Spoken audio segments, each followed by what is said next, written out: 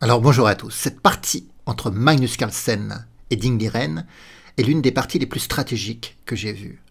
Avec un coup stratégique terriblement difficile à trouver. Vous allez être 5000, 10 000, peut-être plus à chercher ce coup et personne ne trouvera. Mais on va y revenir. Pour le moment, j'aimerais expliquer le jeu de mots, le côté un peu humoristique du titre de cette vidéo. Alors pour comprendre cela, il faut revoir la vidéo que j'avais faite, la dernière vidéo du tournoi de la Plagne. Alors je vais vous la mettre en lien ci-dessus, et l'explication se trouve en fin de vidéo. Alors j'ai essayé de mettre directement à la séquence. Quand vous allez cliquer sur le lien de la vidéo, vous allez directement accéder à la séquence. En tout cas, j'espère que je vais réussir à le faire dans le montage. Et puis vous me direz si ça a marché. Alors revenons à cette partie entre Carlsen et Ding Liren. Carlsen a les blancs. Alors je vais défiler en les expliquant quand même assez rapidement les coups de l'ouverture pour arriver à la position que j'ai choisie. Cette position, vous allez être amené à chercher le coup de Ding Liren, un coup terriblement difficile à trouver. Alors, et surprenant d'ailleurs. Alors Carlsen a donc les blancs et il commence par E4. E5, bon c'est classique, cavalier F3 on attaque le pion, cavalier C6 on défend, et hop, fou B5, nous sommes donc dans la partie espagnole, dans l'ouverture espagnole. Le fou presse le cavalier, ce qui met une pression également sur le pion E5, puisque c'est le cavalier qui défend ce pion E5. Les noirs jouent à 6. Alors bien sûr, on pourrait se dire on prend le cavalier, on gagne le pion E5, mais la plupart des joueurs expérimentés ou qui connaissent cette variante savent très bien que les noirs vont immédiatement récupérer le pion. Par exemple, après fou prend, cavalier prend. Comme le cavalier et le pion ne sont pas protégés, ça permet à la dame de venir en D4 et de faire une fourchette en fait. Donc il faudra sauver le cavalier, on perdra le pion. Et plutôt dans de bonnes conditions pour les noirs d'ailleurs. C'est pour ça qu'après le coup à 6, les blancs, dans la vente principale, ils n'échangent pas, ils reculent en A4. Cavalier F6 a été joué, attaque E4 et Carlsen méprise, il va faire petit roc. Alors là c'est pareil, tout à l'heure c'est les noirs qui laissaient le pion E5, là c'est les blancs qui laissent le pion E4, mais évidemment si vous faites cavalier prend E4, ce qui ne s'est pas produit dans la partie, eh bien il y a beaucoup de faiblesses sur la colonne E que la tour pourrait prendre pour cible. Alors même d'ailleurs dans la théorie, les blancs jouent d'abord D4 pour essayer d'ôter le pion E5 et ensuite jouer tour E1 pour avoir encore plus de force dans l'activation de la tour sur la colonne E. Donc dans la position, les noirs ne vont pas chercher le pion E4, ils jouent fou E7.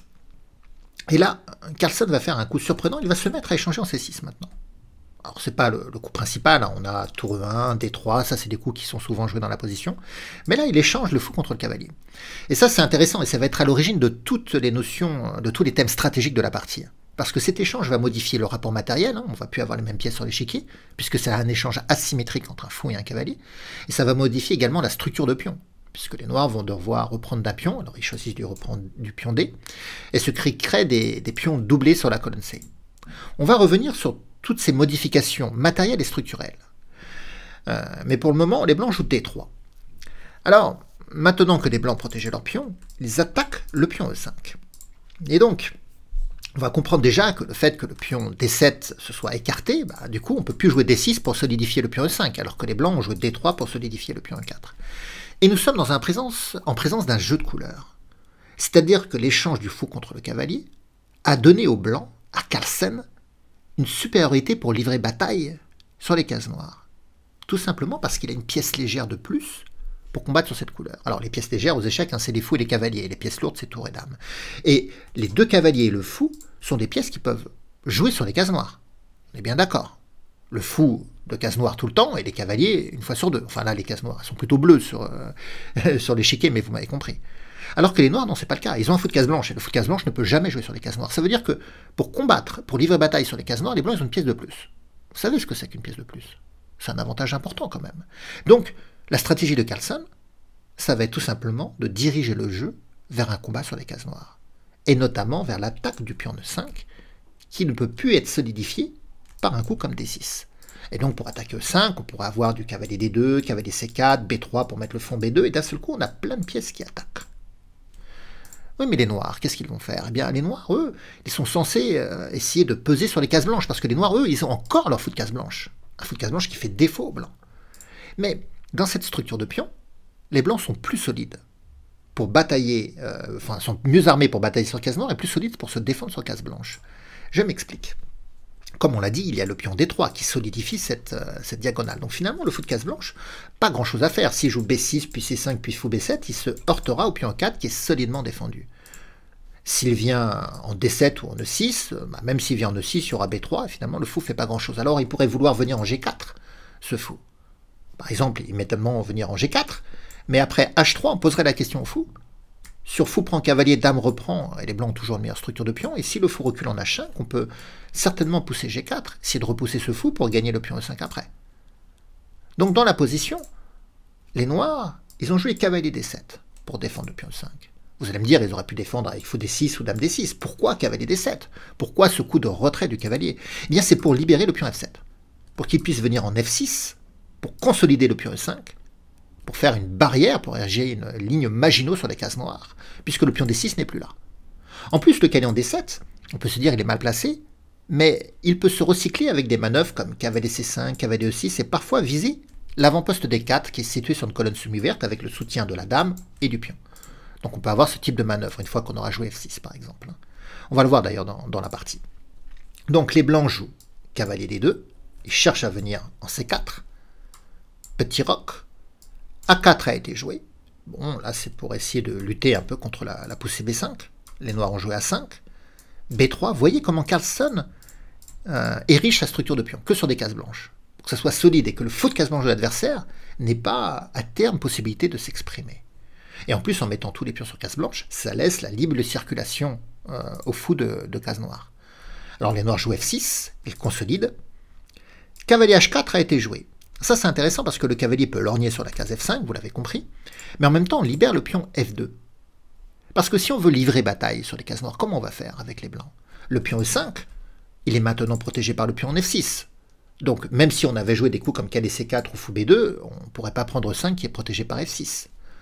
Donc l'idée, c'est de s'en prendre à E5 par la poussée F4, en fait. Essayer de combattre, de déverrouiller le verrou central E5, ici, par la poussée F4. Alors les noirs ont joué cavalier C5, ils peuvent libérer le fou qui contrôle F5, le cavalier peut aussi manœuvrer en E6, en D4. Les blancs jouent quand même cavalier F5. Alors vous allez me dire, mais pourquoi les noirs font pas fou prend cavalier? Parce qu'ils ne l'ont pas fait dans la partie. Déjà, si les noirs font fou prend cavalier, en fait, ils vont se départir de leur meilleur fou. Parce que, comme ils ont érigé plutôt une structure de pion sur case noire, ici, une chaîne de pion sur case noire, peut-être que le fou de case blanche collabore mieux avec des pions qui sont situés sur case noire. Mais en plus, après fou prend F5, pion prend F5, on libère la case E4 pour le cavalier. Et ça, c'est intéressant. Alors, vous allez me dire, le cavalier pourra l'échanger, mais on pourra très bien jouer fou A3 d'abord, pour échanger le fou contre le cavalier, et après s'imposer sur la case E4, et le cavalier en E4, il est inexpugnable. Personne ne peut le déloger. C'est une très bonne case pour lui. Il sera assez influent au centre et il n'y a pas de pièce noire capable de déloger un tel cavalier. Il n'y a même plus de pion capable de déloger ce cavalier en E4. Donc c'est une stratégie intéressante. C'est pour ça que Carlsen vient en F5 sans redouter fou prend. Il se dit qu'après fou prend, pion prend, il libère la case. Il y jouera fou A3 pour se débarrasser du cavalier C5, puis pour l'échanger, puis il s'imposera en E4. Alors face à ce coup cavalier F5, les noirs ont joué cavalier E6. Et cavalier C4 a été joué. B6. Et là, cavalier prend E7. Alors, je vous ai dit tout à l'heure que le fou de case noire était peut-être le moins bon des fous des noirs. Alors, en fait, pourquoi Carlsen il fait cavalier prend fou E7? Eh bien, parce qu'il va vraiment avoir l'idée de livrer bataille sur les cases noires. Et avec cet échange, il va obtenir une supériorité encore plus accrue sur les cases noires. On va comprendre. Dame prend maintenant. Les blancs, ils ont le fou de case noire, et les noirs ont le fou de case blanche. On est en présence de fous de couleur opposée. C'est particulièrement tranchant. Vous savez, les fous de couleur opposée, en finale, c'est plutôt une donnée annulante, qui aide à faire nul, parce que dans les finales de pions, eh bien, si on a un fou que l'autre n'a pas, on va bloquer les pions de l'adversaire sur une couleur que l'autre ne pourra pas débloquer. Donc la présence de fous de couleur opposée en finale est très annulante. Mais là, on n'est pas en finale, on est en milieu de jeu. Et au contraire, la présence de fous de couleur opposée au milieu de jeu rend la position très tranchante, parce qu'on va pouvoir attaquer sur une couleur et mettre en péril le roi adverse parfois sur cette couleur, alors que l'adversaire ne pourra pas s'opposer pour défendre la couleur faible. Donc là, Carlsen, il veut vraiment combattre sur les cases noires. Il dit, maintenant j'ai mon fou de case noire, l'adversaire ne l'a plus. Donc il y a vraiment cette notion de jeu de couleur et de fou de couleur opposée. Et pourquoi Carlsen veut vraiment cette position? Parce qu'il sait que l'adversaire, dans sa structure de pion, est moins armé pour jouer sur la couleur. Parce que les blancs, ils peuvent avoir cette poussée F4 à disposition. Mais les noirs, pour attaquer les cases noires, mais les noirs n'ont pas cette poussée F5 à leur disposition pour attaquer les cases blanches, parce que le pion 5 serait alors vulnérable s'il y avait un coup comme F5 tôt ou tard. Vous voyez? La présence du pion D3 qui solidifie E4 permet de jouer F4. Alors que les noirs n'ont pas de pion en D6, donc ils ne peuvent pas jouer F5. Donc les noirs n'ont pas les mêmes capacités pour livrer bataille sur leur couleur. Alors, cavalier E3 a été joué par Carlsen, qui va chercher encore la case F5, et pour interdire la case D5, et G6. Mais G6, ça continue à délabrer un peu, à affaiblir les cases noires, parce que le pion G7 défendait F6 et défendait H6. Maintenant, le pion G7 n'existe plus, donc il n'y a plus de pion D6, il n'y a plus de pion G7. Alors que Carlsen, il a le pion D3 et le pion G2. Donc c'est toujours pareil, Carlsen, il est mieux armé pour défendre les cases blanches que ne l'est l'adversaire pour défendre les cases noires. Alors, fou B2 joué par Carlsen, C5, alors Ding Liren fait ce qu'il peut d'ailleurs pour défendre les cases noires quand même, il a C7, B6, A5, E5, enfin C5, E5, F6, il a beaucoup de pions sur cases noires, mais ici Carlsen va jouer Dame D2, et fou B7, tour A E1, tour A D8, et là les blancs menacent fou prend parce qu'il y a un vis-à-vis tour Dame. Et Carlsen va jouer F3, qui n'est pas qu'un seul coup de défense d'ailleurs, hein. C'est aussi un coup d'attaque. On vous comprendra plus tard, parce que là, vous allez me dire, mais en quoi F3 est un coup d'attaque? Mais vous allez comprendre. Et voilà, on est arrivé à la position que je voulais vous parler. Essayez de trouver le coup de Ding Liren dans cette position avec les noirs. Alors moi, je suis tranquille, hein, je peux aller prendre les fraises, personne ne va trouver. Hein. Mais on ne sait jamais. Allez, vous pouvez mettre la vidéo sur pause pour chercher. À tout de suite. Alors, je suis sûr que vous avez eu des tas de bonnes idées. Peut-être que certains ont voulu rentrer en D4 ou en F4. D'autres ont cherché peut-être d'autres évolutions. Mais voyons le coup de Ding Liren. Roi F7. Magnifique. Magnifique. Et vous savez quoi? Ce coup est totalement justifié stratégiquement. Et à mon avis, peut-être que le meilleur coup des blancs ici serait Roi F2. Alors on va comprendre tout ça plus tard, bien sûr. Mais déjà, essayons de comprendre Roi F7. Les blancs, ils se sont préparés en fait à livrer combat à l'aile roi sur les cases noires, les cases faibles de l'adversaire. Revenons en arrière, avec le roi en G8. Je vous ai dit que F3 était aussi un coup d'attaque.